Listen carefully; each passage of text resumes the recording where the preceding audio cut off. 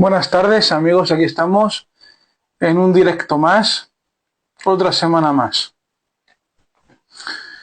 Hoy voy a hablar con un autor al que admiro mucho, un autor que conocí en la Semana de la Novela Histórica de Cartagena y me firmó una novela suya. Hoy voy a hablar con Víctor Fernández Correas y sobre su novela Hambre de Gloria. Hoy hablaremos de Hambre de Gloria con su autor, Víctor Fernández Correas. Novela protagonizada por el tercer duque de Alba, que no es otro que Fernando Álvarez de Toledo. Así que en cuanto esté el autor por aquí, empezamos el directo.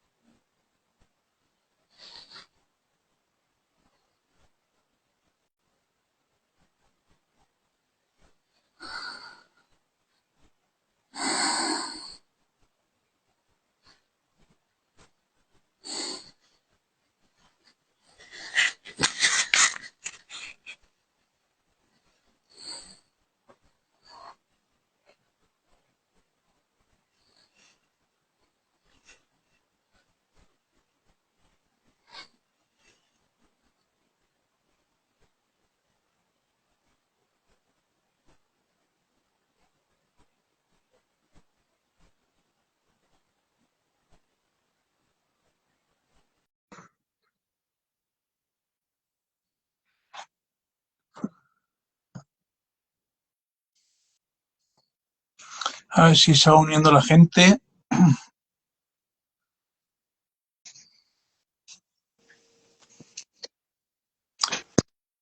Buenas tardes. Buenas tardes, ¿cómo estás? Aquí estoy bien, perfectamente. ¿Cómo andamos? Encantado de saludarte otra vez. Pues, ¿cómo andamos por leyendo como un loco? ¿Me ves bien? Te veo bien y te escucho bien. Perfecto. ¿Qué tal? ¿Cómo estamos? Aparte de las lecturas. Pues mira, de hecho ya Marisa nos saluda ya. Pues buenas tardes, Marisa. Buenas tardes, Marisa. Buenas tardes, ¿cómo estás? Pues nada, pues si quieres empezamos, ya que la gente se una cuando pueda. Y como en principio, si no pasa nada extraño, el directo se quedará publicado en el perfil para que la gente lo vea una, dos, tres, las veces que quiera, pues, pues Ojalá. empezamos. Si te parece bien. Perfecto. Bueno, pues es tu segunda visita aquí a los directos de Superlector Alpha. La otra vez fue para hablar que hablamos de Mulver, la otra vez. Y ahora te Así quería, es. y ahora quería que nos refrescaras en pequeñas pinceladas quién es Víctor Fernández Correa, sobre todo para los nuevos seguidores de esta cuenta. Pues mira, soy un periodista que se dedica a contar cosas relacionadas con las tecnologías de la información. Llevo más de 20 años haciéndolo y de cuando en cuando pues me da por contar cosas de historia en forma de novelas y hasta la fecha pues ya llevo publicadas 5, que son La conspiración de Yuste, La tribu maldita, se llamaba Manuel, Mühlberg, y esta última que es la que nos ha emplazado hoy en este encuentro contigo, que es Hambre de Gloria, que es una remembranza de la conquista de Portugal y el último servicio de don Fernando Álvarez de Toledo y Pimentel, tercer duque de Alba, a su rey Felipe II y primero de Portugal. Uh-huh. Esto, mira, curioso, bueno, me llama la atención porque claro, Carlos V también fue Carlos I al mismo tiempo y ahora resulta que Felipe II también fue en algún lado Felipe I. Claro, Carlos I fue el primer rey de España con el nombre de Carlos, porque es un nombre con unas connotaciones muy germánicas. De hecho, Uh-huh. nunca habíamos tenido un rey en España, siempre pues habían sido Ramiro, Alfonso, o sea, nombres muy latinos, no tan germánicos. Claro, cuando llegó Carlos, pues evidentemente como no había habido ningún rey con un nombre parecido, pues fue el primer Carlos. Otra cosa distinta fue lo que ocurrió en el Sacro Imperio Romano Germánico, donde hubo 4 Carlos anteriores que se llamaron así, como digo, Carlos, y evidentemente este era el quinto, y con Felipe pues pasó exactamente lo mismo. Reyes en Portugal como Felipe solamente hubo uno y fue español, Felipe I de España, y por lo tanto pues fue esa circunstancia la que le permitió añadir a su ya reinado en España como Felipe II la cordialidad y también de Felipe I de Portugal. Pues antes de entrar en materia, me gustaría, como ya has mencionado, que ya tienes varias novelas a tus espaldas, que siempre me acuerdo de la conspiración Mira todas las que hay. que todavía me Tengo unas cuantas. Que siempre me acuerdo de la conspiración de Juste por ser la primera tuya que leí y con la que te descubrí como escritor, de que te quería preguntar qué consejo, digamos, le darías a aquellas personas que quieren empezar a escribir sus propias historias, pero que por unos motivos u otros no terminan de arrancar. Primero, que lean mucho, que lean muchísimo y que lean además de todo, que no solamente se circunscriban a su género favorito, sino que amplíen las miras y si pueden leer otros géneros también. Y segundo, que perseveren en el intento de contar las historias. ¿Por qué? Porque nunca hay que dejar de creer, como dice una persona a la que admiro. Y en segundo lugar, porque esas historias que se van haciendo en la cabeza a través de tantas lecturas, pues ¿por qué no materializarlas en forma de novela? Y para ello, pues simplemente hay que tener un poquito de ganas de ponerse a ello, de tener un teclado y sobre todo de tomárselo con mucha calma. Evidentemente, una primera novela no es fácil de publicar ni tampoco de escribir, por lo tanto hay que ir paso a paso. Primero hay que estructurar bien lo que se quiere publicar, hay que documentarse, hay que realizar lecturas, después dar forma a eso y después, como último paso, viene lo más difícil, pero que a la vez es lo más divertido, que es escribir. Y escribir consiste en pasárselo bien. Te lo dice una persona que se tira 10 horas al día delante de un teclado y que suele escribir por las noches y como comprenderás, si yo no me lo paso bien escribiendo, después de estar todo el día trabajando delante de un teclado, me apetece lo que yo te diga, poco o nada, gastar encima más tiempo escribiendo. Por lo tanto, la premisa fundamental es que la escritura nunca sea un sufrimiento.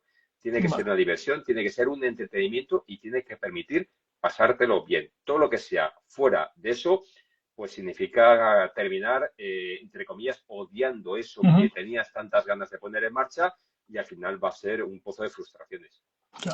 Bueno, un buen consejo. Y ahora ahí sí, queda. ahí queda para la posteridad. Pues ahora sí ha llegado el momento de adentrarnos en materia. ¿Cómo surge la idea principal de Hambre de Gloria? Pues mira, Keiko, sale de la siguiente manera. Resulta que una vez que concluye la Feria del Libro del año 2022, una vez que se publica Mühlberg, pues, me siento con Penélope Acero, mi editora y amiga, y estábamos dándole vueltas a una serie de temas que le había presentado para convertirlos en novela. Y entonces me pregunté, y dice, oye, ¿te animarías a hacer una novela sobre el Duque de Alba? Claro, el Duque de Alba es un personaje fascinante, pero también es un personaje con muchas aristas. Y una de ellas es Flandes. Flandes es un polvorín y es un tema complicado de abordar y sobre todo de hincarle el diente y ver qué sacas de ahí. Le dije que Flandes evidentemente no quería abordar esa etapa de la vida porque lo consideraba bastante difícil y sobre todo muy complicado en cuanto a documentación. La primera parte de su vida es bastante más sencilla, pero no es tan atractiva. Pero ahí surge el momento cumbre, que es el final de su vida, porque hay que recordar que el Duque de Alba, cuando afronta esta jornada, como decía en aquella época, la jornada de Portugal, prácticamente se encuentra ya en los últimos estertores de su existencia. Tiene 73 años cuando aborda la campaña de Portugal y lo más importante, está desterrado por su rey, por una serie de circunstancias que si luego quieres profundizamos en ellas. Entonces, digo, es la oportunidad ideal. Estamos ante un hombre que físicamente no está en sus mejores condiciones, que además desde un punto de vista de posición ante la corte, está defenestrado, o sea, no es nadie a ojos del rey, pero que tiene ante sí la última oportunidad de congraciarse con la persona que le puede devolver no solamente el honor, sino lo más importante, la gloria al apellido de su familia, porque hay que recordar que el duque de Alba era el tercer duque de Alba, el tercer hombre que detentaba el título de duque de Alba. Primero fue un condado y después se convirtió en un ducado, la casa de Alba. Por lo tanto, qué mejor oportunidad que contar esta historia. Y me dijo, pues mira, adelante y a ver qué sale de esto. Y lo que salió es esa novela que tienes entre manos ahora mismo. Y una novela magnífica, además. A mí me gusta mucho. Muchas gracias. Ya me lo dijiste y ahora te doy Eh, las gracias personalmente. Pues ahora quería preguntarte para la gente que todavía no la haya leído por motivos que sea, ¿con qué tipo de historias se van a encontrar?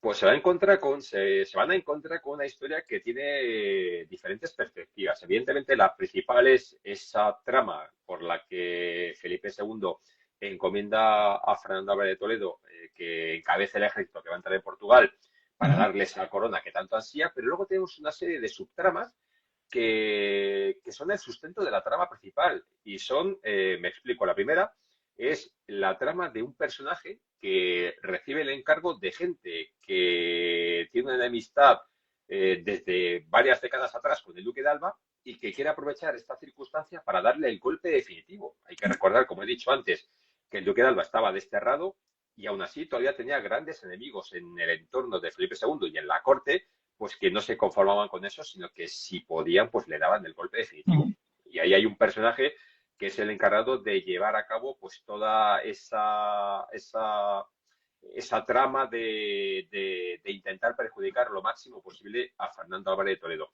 Luego está la trama de aquellas figuras que por una razón o por otra pues se encuentran inmersas en una batalla que ni les va ni les viene hasta que se encuentran o que es la única opción que tienen de recuperar la libertad. ¿Y por qué la libertad? Muy sencillo, porque dentro del ejército de Antonio de Crato, que es el pretendiente, el otro ujú. pretendiente, en este caso un portugués, que optaba también a ser coronado como rey del reino de Portugal, dada la escasez de hombres que tenía para poder luchar contra el ejército que encabezaba el duque de Alba, se encontró con que había una gran cantidad de esclavos negros, que podían formar parte de su ejército a cambio de obtener libertad. Si el ejército de Antonio de Crato vencía y conseguía la corona para ceñirla en su cabeza, daría la libertad a todos esos esclavos. Tú te encuentras con esa opción y dices, hombre, pues si puedo y si sobrevivo, me gustaría ser libre. Y hay una serie de esclavos que son también protagonistas de esa otra trama. Y luego tenemos pues tramas de soldados que conforman ese ejército, que tienen cuentas pendientes entre ellos mismos y que también pues son otras tramas que le dan el aliciente y el interés que necesita una novela de estas características. Mira, un comentario que ha dejado JM Prado dice que cuál de los dos personajes, José Manuel.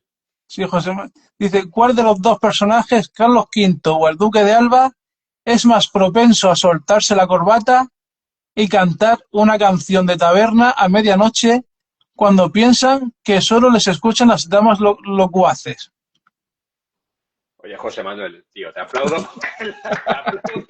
te aplaudo porque la pregunta es fantástica. Pues mira, es una pregunta interesante y difícil de responder, porque no estamos hablando de dos personajes que se dieran a esas licencias, pero si tuviera que elegir una de ellas y conociendo lo poco que conozco de sus vidas, quizá me llegaría a inclinar por el emperador. Porque otra cosa no, pero el Duque de Alba era una persona recta, de unos valores morales férreos, de una disciplina importante, y me cuesta, eso sí, también, por ejemplo, cuando se cuenta de él en la etapa italiana, pues que no le importaba participar en bailes, eso sí, se retiraba pronto, o por ejemplo, durante el proceso de negociación para la paz de Cato y Cambresis, que concluyó con la boda de Felipe II con Isabel de Valois, pues también el hombre se animó a participar en los saraos y demás, pero veo más al emperador Carlos V por el carácter un tanto más abierto que solía demostrar que al Duque de Alba. Bueno, y también dice que qué canción sería.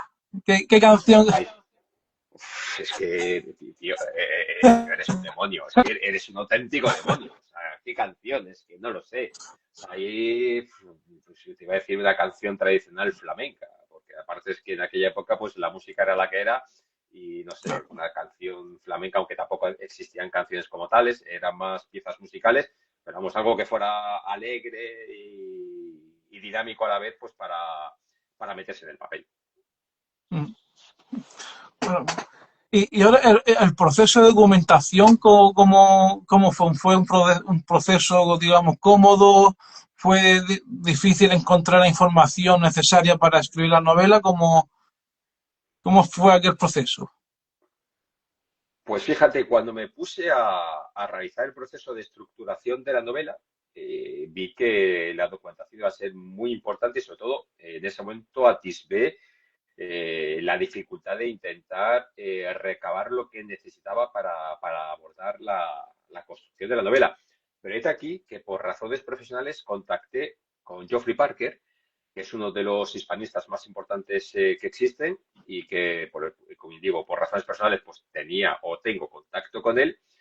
Y de buenas a primeras un día le mandé un correo. Hay que tener en cuenta que Geoffrey Parker vive en Estados Unidos, en Ohio, por tanto son 8 horas de diferencia lo que hay entre él y yo. Y le envié un correo pidiéndole pues, si me podía echar una mano, me podía ayudar y tal y cual. Y me contestó, ¿qué necesita usted? Y le dije, pues estoy escribiendo esta novela. Y entonces me dijo, ¿conoce usted la colección de documentos inéditos de la historia de España? Hombre, conozco algo, pero tampoco tenía mucha más. Y me dijo, pues se tiene que ir usted a este volumen y ahí tiene la relación completa de cartas que se intercambiaron Felipe II y el Duque de Alba, y el Duque de Alba con los distintos secretarios de Felipe II. Claro, Kiko, ahí estaba la novela. Ahí estaba la novela, porque en esas cartas ves todo, cómo se formó el ejército, de qué manera se consiguieron las provisiones, cómo fueron los pasos que se fueron dando hasta llegar a Lisboa, de qué manera se produjo la batalla de Alcántara. Tienes las cartas que escribieron los protagonistas y más en concreto las cartas que iba enviando el Duque de Alba desde los diferentes lugares conforme iba avanzando la campaña. Y lo único que había que hacer, y ahí, aunque era difícil, era intentar darle una forma de novela con todo eso. Luego, el resto de ingredientes, pues era, en la medida de lo posible, visitar los lugares donde se desarrolla la acción, que ahí tuve la suerte de visitar, pues tanto Setúbal como Cascais, como Lisboa, como Santarém, es decir, los lugares más importantes donde se desarrollaron los hechos, y con toda esa atmósfera y con toda la documentación, más la ayuda de otras personas, como por ejemplo la Academia Portuguesa de la Historia, que ahí también, pues cuando había dificultad a la hora de abordar algún tema documental, sobre todo más referente a la parte portuguesa, me ayudaron en todo momento y además me proporcionaron toda la documentación que requería. Con todo eso, digo, pues pude formar esa novela y la verdad es que el proceso de documentación lo disfruté porque, claro, como te decía, no solamente se trata de conocer desde un punto de vista logístico o militar cómo era la campaña, sino que te encuentras en esas cartas el estado de ánimo del Duque de Alba, cómo el rey, como Felipe II, le llega a ningunear en más de una ocasión, la frustración de Fernando Álvarez de Toledo porque no puede volver con los suyos o porque tiene que adelantar dinero de su bolsillo y no sabe si se le va a pagar, que su hacienda está cada vez peor y teme pues que los soldados, si no reciben las pagas, se encabriten y comiencen a saquear las distintas ciudades por las que pasan, sabiendo que Felipe II le había dado la orden taxativa de que no quería violencia ni desórdenes, y si eso ocurría, pues era para dificultar aún más su posición ante el rey. Es decir, pues todo eso me permitió construir una novela y la verdad, como digo, insisto, el proceso de documentación fue algo que disfruté. Y ahora sigamos ahora con los personajes. Hay aquí, claro, personajes que aparecen en la novela reales que existieron y personajes de ficción. Quería preguntarte cómo es tu proceso de creación de esos personajes ficticios. ¿Sigues siempre el mismo proceso o dependiendo de la novela que estés escribiendo en el momento cambia ese proceso de creación de esos personajes? Lo primero me lo tengo que creer. Y Vale. me lo tengo que creer en el sentido de que tiene que ser como si fuera una persona con la que me animaría a irme a tomar una cerveza o ujú, a tomar un café o que me contara su vida. O sea, tiene que ser un personaje de carne y hueso, que yo vea que va, estoy interactuando con una persona, no con un personaje, como una persona. Y a partir de ahí, pues se trata de dotarle de unas características físicas, psicológicas, de una manera de ver la vida, y, en definitiva, de construir una persona. Más que un ujú, personaje, a mí lo que me gusta es construir personas y que va, esas personas luego, pues, tomen vida. Y cuando digo que todo en vida, y muchas veces lo cuento y en algunas charlas incluso pues hay gente que termina riéndose, pero lo reconozco y ujú, es que esas personas tomen el control de la novela hasta el punto de que ellos eh, puedan revelarse y ujú, decirte, no me gusta el camino por el que me estás llevando. La prueba es, por ejemplo, Inés. ujú, Inés es uno de los personajes de esta novela que en el boceto original en la estructura original tenía 3 líneas. Era un personaje que ujú, aparecía en 3 líneas, no aparecía más. Un momento en el que en la dehesa de Cantillana, donde están las tropas de Fernando Álvarez de Toledo dispuestas ya para entrar en Portugal y antes de la revista que pasó Felipe II ante ellas, pues hay un momento en el que se cruzan dos personajes como son Íñigo Álvarez y Ginés ujú. Méndez, se cruzan con ella. Íñigo, pues claro, se sorprende porque es una mujer. Es una Ah, mujer que entre tantas soldadescas pues, llamaba la atención, aunque existieron. De hecho, está documentado que hubo mujeres soldados dentro de los tercios españoles. Y Ginés le dice que tenga cuidado porque es peligrosa, pero aún es más peligrosa la compañía que trae consigo. ujú, Ahí quedaba ese personaje. Pero ¿qué pasa? Que conforme se fue desarrollando la trama, Inés dijo, oye, yo quiero más protagonismo del que me claro, das y me voy a ganar ese protagonismo. Y se lo ganó. De ujú, hecho, tú has leído la novela y sabes hasta dónde llega Inés y es un ejemplo de cómo los personajes, una vez que son creados, tienen vida propia ujú. y se comportan de tal manera que ellos actúan hasta donde el destino les guía. El Efectivamente. destino, algunas veces eres tú el que intenta encauzarlo, pero otras veces son ellos mismos los que se encargan de generar su propio destino y de cumplirlo. Ujú. Efectivamente, porque precisamente Inés al final se convierte, bueno, a lo largo de la novela se convierte en un personaje pues, que tiene su importancia dentro de la trama. Sí, sí, es un personaje que al principio pues, no le di más valor de lo que le había asignado. Lo que ocurre es que conforme fue avanzando y ella misma iba generando las diferentes escenas en las que iba tomando parte, pues dije, Ujú. te voy a dejar llegar hasta donde tú creas que puedes llegar, hasta donde tú creas que puedes alcanzar el propósito que quieres conseguir. Y la verdad es que puedo decir que fue un verdadero placer tratar la trama de la que Inés es protagonista y sobre todo el momento final en el que me despido de ella. Ha habido lectores que me han pedido una novela únicamente protagonizada por Inés. Ah, Esa opción está abierta, es una opción que está abierta, pero claro, eso te hace ver que has conseguido el propósito de que un personaje empatice con los lectores claro. y que les haga ver que, ¿por qué no?, puede tener más vida de la que le has otorgado Ujú. en forma de novela. Y ahora sí, centrémonos un poquito en los personajes reales, sobre todo por los dos bandos, por el bando castellano y por el bando portugués. Empezamos por Fernando Álvarez de Toledo y Felipe II. ¿De qué aspectos de ellos resaltarías? Pues del Duque de Alba resaltaría sobre todo que era un personaje de una pieza, que era un personaje entero, poliédrico, tenía un mil y una caras, pero estaba determinado a conseguir, por encima de todas las cosas, congraciarse con su rey. Ujú, Y eso, evidentemente, fue lo que le costó la vida. De Felipe II, su obstinación por ser rey de Portugal, fuera como fuera, de hecho, lo intentó desde un punto de vista diplomático y al ver que la diplomacia no avanzaba todo lo rápido que él quería, pasó directamente a la vía de las armas. Y no solamente eso, sino que incluso sabiendo la fama que precedía a un personaje como el Duque de Alba, no le importó explotarla para conseguir ese propósito. Y son dos personajes que se encuentran en varias ocasiones a lo largo de la novela, pero sobre todo que, y es otra cosa que me ha sorprendido, que algunos lectores me lo han dicho, dan una versión distinta en el momento de comenzar la novela Ujú. y en el momento de terminarla. O sea, hay algunos lectores que me han dicho que el prólogo, por ejemplo, no significa lo mismo una vez que has leído el epílogo. Con lo cual, pues te haces ver y te hace ver que esos dos personajes son completamente distintos a como los Ujú. presenté en el momento del prólogo, y conforme se ha ido desarrollando la novela, llegas a un momento en el epílogo en que te dice, voy a volver al prólogo porque lo que me encontré al comienzo no tiene que ver nada con lo que he visto y cómo concluye la Ujú. novela. Y ahora hablé un poquito, ya has avanzado antes del, digamos, del exilio al que tuvo sometido el duque de Alba. Yo le pregunto por ese mismo exilio, ¿qué motivó al rey mandar apartar a Fernando Álvarez de Toledo de todos sus... Nos podríamos tirar meses, porque la verdad es que es una cuestión. Vamos a resumirlo sucintamente en 3 puntos. Primero, cuando Felipe II ordena al duque de Alba volver a España después de Flandes, en 1574, se encuentra con que el rey que dejó no tiene nada que ver con el que se encuentra. Es un rey que le echa en cara todo lo ocurrido en Flandes.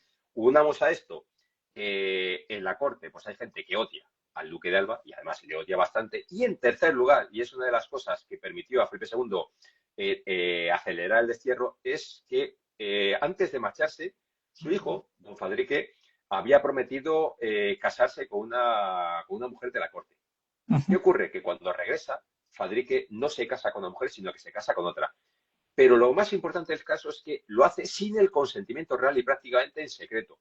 Y no solamente lo hace así, sino que el duque de Alba ante el rey no solamente no le disculpa, sino que dice que tiene la libertad para casarse con quien quiera. Claro, tú te encuentras con todo eso y con una figura como el duque de Alba que le salta con esos argumentos al rey, a Felipe II, y el monarca lo que dice: me has dado la ocasión que yo necesitaba para expulsarte de la corte y no querer saber nada de ti. Y entonces lo que hace es mandarlo a Uceda, que es una villa de Guadalajara que está a unos 60, 70 kilómetros aproximadamente, que para él pues era el fin, porque no solamente no lo desterraba a sus tierras de Alba, en Salamanca, sino que la mandaba al lugar donde no tenía ningún tipo de raíz, y eso pues suponía prácticamente para él el fin. Y ahora una pregunta que es por mera curiosidad, por si la sabes, pues si Fernando Álvarez de Toledo fue el tercer duque de Alba, el actual duque de Alba, ¿por qué el número base? ¿Lo sabes o no? Me pierdo la cuenta. Lo que pasa es que hay que tener en cuenta una cosa: la casa de Alba como tal Ajá. desapareció. Bueno, desapareció. El actual duque de Alba no es el duque de Alba original, de la casa de Alba original, Ah, sino que allá por 1800, a comienzos de 1800, murió la última descendiente, ajá. era una mujer y murió sin descendencia. ¿Qué pasa? Pues que en ese momento el título pasó a la rama de los James Stuart, Ah, que vale. era una rama que era familiar de esta última mujer, duquesa de Alba, y Ujú. fue a partir de ese momento cuando esa rama familiar de los James Stuart toma el El ducado, sí, título. toma el título, y desde entonces es la casa de los Alba James Stuart, que Vale. no es la casa de los Alba originales, que desapareció o dejó de ser casa de Alba Ujú. como tal con esta última mujer que, ostras, ¿cómo se llamaba? Ahora mismo no recuerdo el nombre. En ese momento pues fue lo que supuso el final del apellido de la casa de Alba como tal, para pasar a ser otra familia, Vale. aunque Ujú. tenía también el apellido Alba, pero era otra familia con la que estaba emparentada esta mujer. Vale, ya. María Teresa Cayetana de Silva Álvarez de Toledo. Ah, Estaba emparentada con un Carlos Finn James Stuart, ahora lo acabo de recordar, y ujú. fue sobre 1800, la primera década de 1800, cuando esta mujer muere sin descendencia, y desde ese momento el último familiar, el familiar más allegado, era este Finn James Stuart, que es quien se hace acreedor del título, y desde ese momento es la casa Finn James Stuart la que detenta el ducado de Vale, Alba. vale. Y ahora volvemos al universo de Hambre de Gloria para hablar de Antonio de Crato, el oponente portugués. La misma pregunta que te he hecho sobre el duque de Alba y Felipe II te la hago sobre Antonio de Crato. ¿Qué aspecto resaltarías de él? Pues sobre todo la ambición porque, y la ambición en el sentido de que no solamente quería ser rey de Portugal, sabía que no podía serlo porque no era hijo legítimo, era hijo ilegítimo del infante Don Luis, intentó de todas las maneras habidas y por haber que fuera reconocido como hijo legítimo, pero no lo consiguió, pero sí tenía a su favor una cosa, y es que era el último representante de la Casa David que podía ser rey de Portugal, porque la otra representante, que era la duquesa de Braganza, no pudo entrar en la carrera por intentar ser reina de Portugal por una cuestión de derechos y de la preeminencia del hombre sobre la mujer, etcétera, etcétera.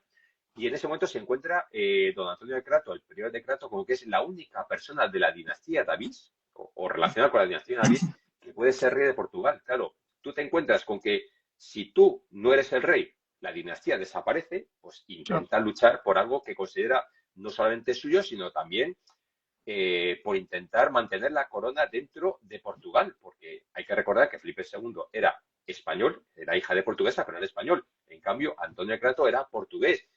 Y mucha gente, sobre todo la población portuguesa, más allá de la nobleza y el alto clero, que preferían a Felipe II, pero el pueblo quería a Antonio de Crato y se encontró con una serie de bastiones en los que apoyarse para intentar luchar por ese ansia o ese ánimo que tenía, que era convertirse en rey de Portugal.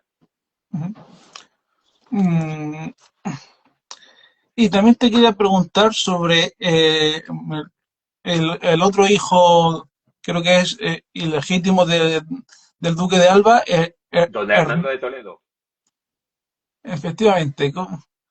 Don Hernando de Toledo es hijo de un afer, de un desliz que tuvo el duque de Alba una vez que volvió de su primera aventura como militar en Fuenterrabía, en Hondarribia, ahora, pues tuvo una aventura con una molinera y la Casa de Alba lo que hizo fue el hijo que salió, el hijo fruto de esa relación, no lo dejó lado, sino que lo incorporó a la casa, que lo crió como tal, como hijo del duque de Alba, y no solamente tuvo una carrera importante a lo largo de su vida, sino que se dice o se cuenta que el duque de Alba decía que era el más parecido de todos los hijos que tenía, era el más parecido a él. O sea, que era la persona que más se le parecía desde un punto de vista militar, en cuanto a ímpetu, en cuanto a ganas de demostrar lo que era, y que por tanto pues sería la persona que más se le parecía a él.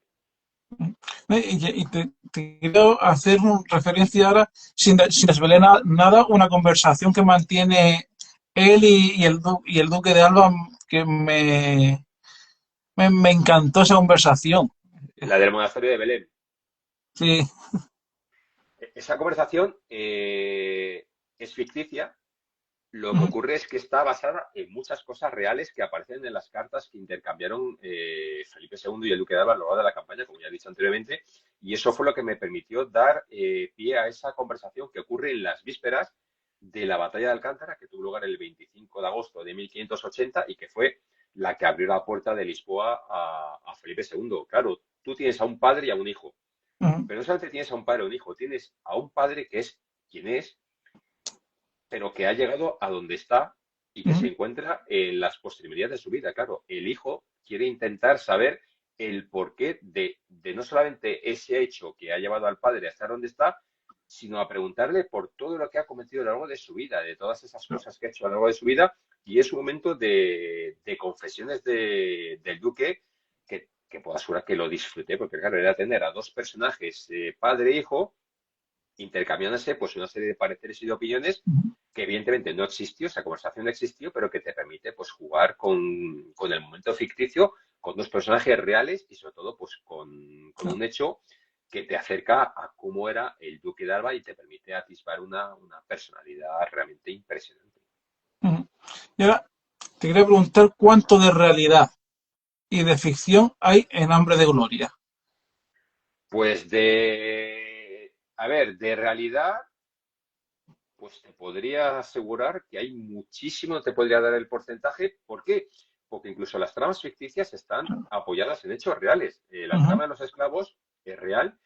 Portugal tenía una serie de emporios esclavistas redistribuidos por las costas africanas. Evidentemente, los dos esclavos son personajes ficticios, pero está basada en hechos reales. Es más, curiosamente, los soldados del Duque de Alba, pues evidentemente cuando iban avanzando se iban encontrando cada vez con más resistencia y hubo un momento en el que se encontraron con esclavos, soldados negros, y había soldados del duque que nunca habían visto un negro en su vida. Claro, se quedaron como diciendo, ¿esto qué es? O sea, ¿de dónde ha salido esta persona? ¿Con quién estoy luchando? ¿Contra quién estoy luchando? Por lo tanto, eso es verídico. Luego, en el momento que la princesa de Éboli, Ana Gómez de la Cerda, es trasladada al castillo de Pinto, a la fortaleza de Pinto, el radicalismo que sentía, o esa exacerbación del odio que sentía hacia el duque de Alba fue creciendo, se fue haciendo cada vez más importante, y ahí pues te permite jugar también con esa baza de voy a intentar destrozarte la vida todo lo que pueda, ya que tú has sido parte de la desgracia en la que he caído. Y también pues es otra trama apoyada en hechos reales, pero que con personajes ficticios pues te permite avanzar desde ese punto de vista. Y luego está lógicamente toda la trama de la conquista, que es real. O sea, realmente todo lo que ocurre en la novela de cómo los soldados llegan a Villaviciosa, llegan a Setúbal, conquistan Cascais, cómo ocurre la preparación o cómo se desarrolla la preparación de la batalla de Alcántara, todo eso es real. O sea, eso realmente lo único que he hecho es recoger todo lo, documentar todas las cartas y establecer las diferentes escenas basadas en las diferentes etapas que fue siguiendo el ejército hasta llegar a Lisboa. Y ahora ya la novela salió en 2024. Pues te quería preguntar por la promoción, cómo fue, o si te queda algún que otro evento de Sí, promoción. todavía queda algún evento. Es más, en enero, dentro de las jornadas de los tercios que organiza la asociación Conde de Ansúrez en Valladolid, hay una charla programada dentro de esa, como digo, de esa conmemoración, dentro de esas jornadas de los tercios. Y hay alguna cosita por ahí también que todavía no puedo, pero todavía se siguen haciendo cositas, todavía se siguen haciendo cositas. Y ahora, de todas las novelas que tienes, ¿cuál te supuso quizás un mayor esfuerzo y con cuál te sentiste más cómodo haciéndola? La que más esfuerzo es la tribu maldita. La tribu maldita porque estamos hablando de personajes, estamos hablando de homínidos. Era un Homo de Bergesis, un eslabón intermedio entre el Cromañón y el Homo habilis, pues una especie que vivió hace entre 500.000, 300.000 años más o menos, quiero recordar. No hablaban, o sea, simplemente emitían sonidos, claro, una novela sin diálogos, o sea, eso, y la verdad es que el proceso de documentación fue bastante duro y en algunas ocasiones tedioso.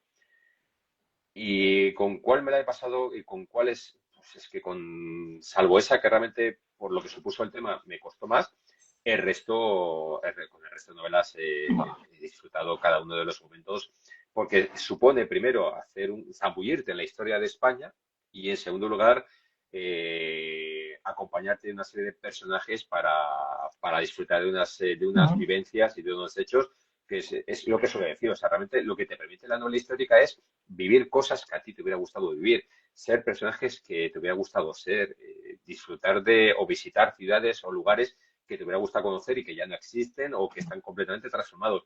Eso solamente te lo ofrece la novela histórica. Ahora, como se acerca la Navidad y es un tiempo, pues eso, que todo el mundo sabemos de regalos y demás, pues ahora quería que vendieras el libro para tratar que llegue a más hogares. ¿Por Pues qué ahora, Hambre de Gloria puede ser un buen regalo? pues puede ser un buen regalo porque primero es una manera de conocer la historia, no de aprender la historia, porque la novela histórica nunca enseña, la novela histórica lo que hace es abrir el apetito para luego con los diferentes ensayos y libros que tienen los historiadores profundizar, pero es una manera de conocer los hechos, es una manera de conocer un momento importante dentro de la historia de España como fue la anexión de la corona de Portugal. Y más es una novela que te permite conocer personajes y formas de pensar distintas a como hay ahora en la actualidad y de sentirte parte de los acontecimientos que se narran en esa novela. Por lo que si alguien tiene ganas de aventura, de pasarlo bien, de ver desde cómo es una batalla a cómo dos personajes están en una isla rodeada de tiburones, donde si están enfermos saben que van a acabar siendo pasto de ellos. Son tantas las vivencias que yo desde luego, si pudiera, me animaría a conocer sus vidas a través de las páginas de esa novela. Pues, ahí queda también.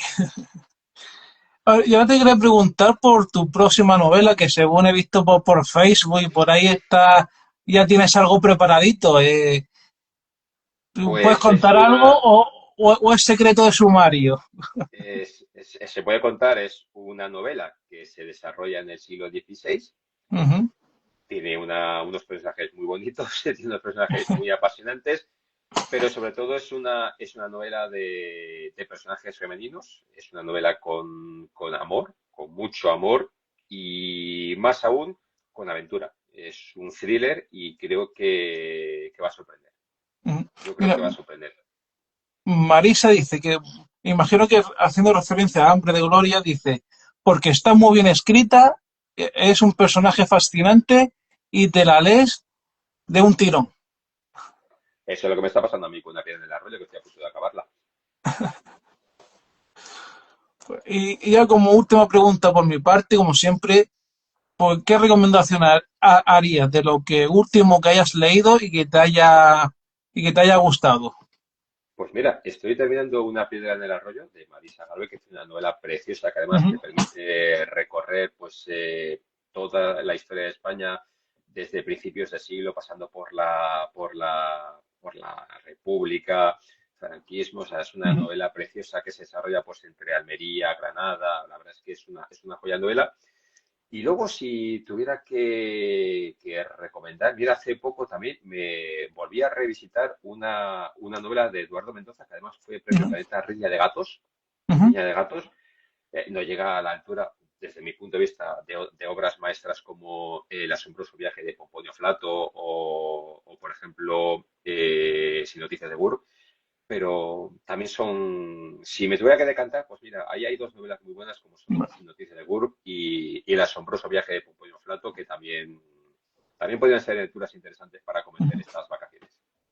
Bueno, pues hay que dar estas buenas recomendaciones y ya no tengo más preguntas que hacerte. Si hay alguien que nos esté viendo y tiene alguna inquietud, alguna pregunta, decirle que la pueda hacer y si no, pues lo dejamos aquí y ya pues hasta que publiques la próxima Espérate, novela.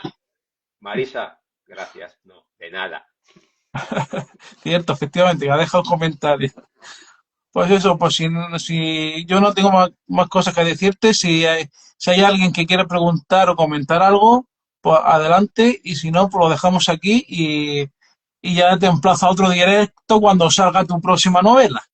Ya sabes, Kiko, que encantado, que será un auténtico placer de nuevo volver a encontrarnos y hablar de libros. Mm, A ver si hay algo por ahí. No, no creo. Bueno, pues lo dejamos aquí. Ha sido un placer charlar este rato contigo y nada, y que seguimos en contacto. Y felices fiestas y Igualmente. que sea todo lo bueno que sea el 2026 y que te mereces. Pues un saludo y hasta la próxima. Hasta la próxima. Un saludo, Kiko. Gracias. Pues hasta aquí este directo, que ha sido el penúltimo de este año 2025. La semana que viene será el último directo de este 2025. Así que, mientras tanto, leed y disfrutad de la literatura y nos vemos la semana que viene.